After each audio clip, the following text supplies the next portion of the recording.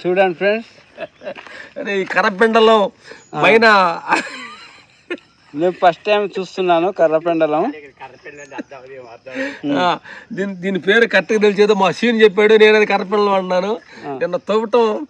నిన్న తవ్వేమో చూసాము, ఆ వీడియో మీరు కూడా చూస్తారు. చూడండి, నిన్న తవ్వింది చూశారు కాబట్టి ఇప్పుడు నైట్ ఉడకబెట్టి పొద్దున చెప్పండి సార్. సార్ అయితే తింటున్నావా తీసుకుని కూడా ఒకటి కర్రపెండలం తీసుకుని ట్రై చేయి, తినండి. మనం తినలేం కాబట్టి ఏంటంటే ఇవన్నీ, ఎందుకంటే ప్రతి ప్రకృతిలో జీవించిందంటే ప్రతి దానికి ఏదో ఒక ఎనర్జీ ఉంటుంది. కానీ మనకు తెలియనందువల్ల, దానిలో ఎనర్జీ మనకు తెలియనందువల్ల ఇది ఎందుకు ఉపయోగపడుతుందని మనకు తెలియదు కొంతమందికి. కానీ మాకు తెలియదు, మాకు తెలిసిద్దా అని మీరు అనుకుంటున్నారు.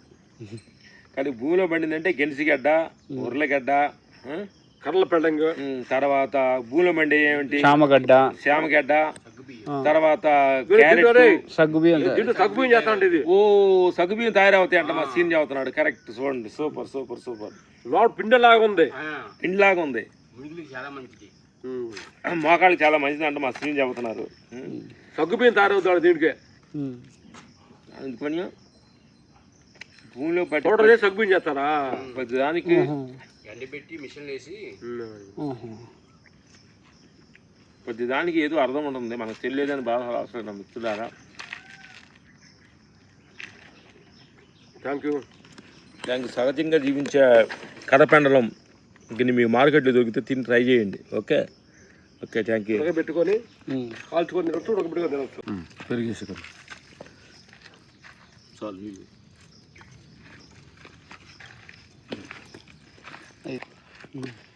కర్రపెండలు తిన్నాము,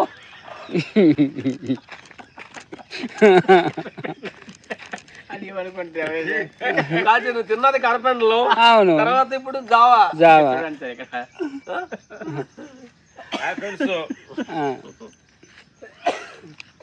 చేలో ఉండాము, కర్రపెండలతో మళ్ళీ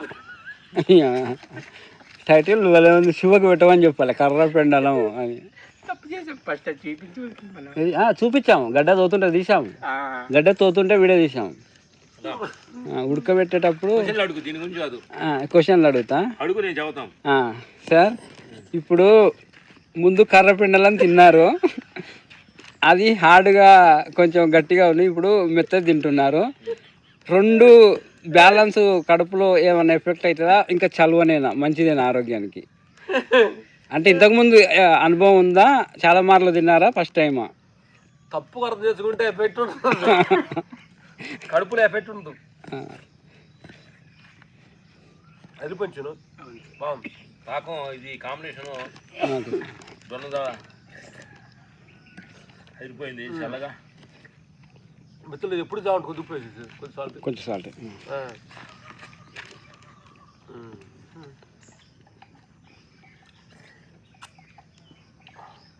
అది ఎప్పుడంటే నిన్న పెట్టింది చావు ఇది. యాక్చువల్గా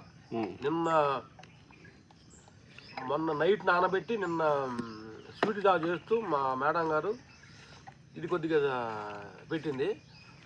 నిన్న ఈవినింగ్ ఎక్కువ మేము పనసపిల్లని తిన్న కారణం వల్ల దీనికి పని పెట్టలేము మేము. అందుకని దాన్ని పొద్దున వేసామంటే నైట్ తీసి పెరుగు తింటే వేసేసి పెట్టేసాం. ఇప్పుడు పాకం వచ్చేసింది.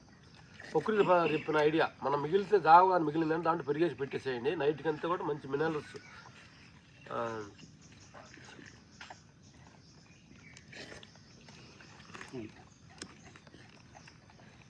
పొలంలోకి వచ్చిన తర్వాత మన ఇడ్లీలు, దోశలు, పూరీలు ఇక్కడికి వచ్చి అడిగామనుకో వాడు ఊరుకో చేయరు.